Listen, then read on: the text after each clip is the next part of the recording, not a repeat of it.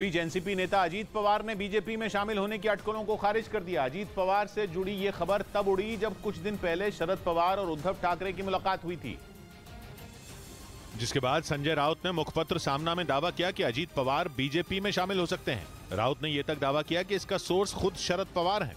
शिवसेना नेताओं ने भी खुलकर अजीत पवार के बारे में अटकलें लगानी शुरू कर दी। अजीत दादा का मोबाइल जब नॉट टचेबल होता है, इसका मतलब कुछ तो घटना घटने वाली रहती है। लेकिन अजीत पवार ने इन अटकलों को खारिज कर दिया। पडणार, आम्ही असं करणार, आम्ही यांना घेणार नाही। अरे कोण चाललंय तेव्हा तुम्ही घेणार आणि कोण काय करतंय? मला तर यही नहीं, वो एनसीपी की इफ्तार पार्टी में भी शामिल हुए और शरद पवार के साथ मंच पर बैठे नजर आए। हालांकि उन्होंने बीजेपी के खिलाफ कोई बयान नहीं दिया, जिसकी वजह से सियासी गलियारों में अब भी इस बात की चर्चा है, क्योंकि महाराष्ट्र बीजेपी के अध्यक्ष ने खुद कहा था कि अगर अजीत पवार बीजेपी में आते हैं तो उनका स्वागत है।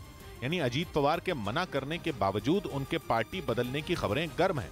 इधर विदेश मंत्री एस जयशंकर ने कांग्रेस नेता सिद्धरमैया को फटकार लगा दी। उन्होंने सूडान में फंसे कर्नाटक के लोगों के बारे में भारत सरकार से जानकारी मांगी थी, लेकिन विदेश मंत्री एस जयशंकर ने उन्हें यह जानकारी देने से मना कर दिया। विदेश मंत्री ने दावा किया कि ऐसा करना सूडान में फंसे कर्नाटक के हक्की पिक्की समुदाय के लोगों की जान के लिए खतरनाक साबित हो सकता है।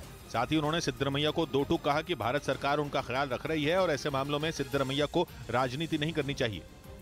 इस बीच भारत समेत दुनिया भर में कोरोना के नए वेरिएंट की वजह से दहशत फैल रही है।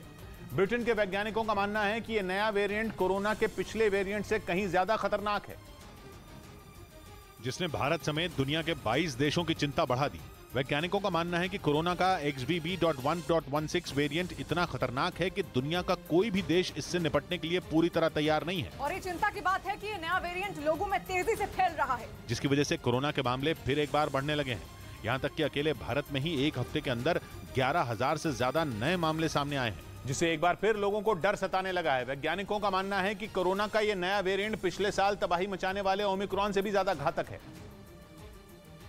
और उससे दुगनी रफ्तार से फैलता जा रहा है, जो बच्चों को अपना शिकार बना रहा है। इसकी वजह से बच्चों में कंजक्टिवाइटिस की शिकायत सामने आ रही है, जिसकी वजह से उनकी आंखों में सूजन आने के साथ ही दर्द होने लगता है। दावा है कि इस वायरस ने भारत समेत दुनिया के 22 देशों में अपने पैर पसार लिए हैं, जिसके बाद एक बार फिर लॉकडाउन लगने का डर सताने लगा। हालांकि डॉक्टरों का मानना है कि वैक्सीन लगवाने की वजह से लोगों में कोरोना फैलने का खतरा कम हुआ है, फिर भी इससे सतर्क रहने की जरूरत है।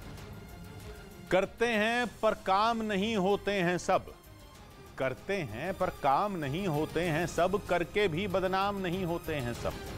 100 बात की एक बात कही हसीन ने, दशरथ भी सब बाप नहीं बन पाते हैं, बेटे भी अब राम नहीं होते हैं सब। मिलते हैं कल, घड़ी जब इशारा करेगी 9 बजे रात का, वक्त फिर होगा 100 बात की एक बात।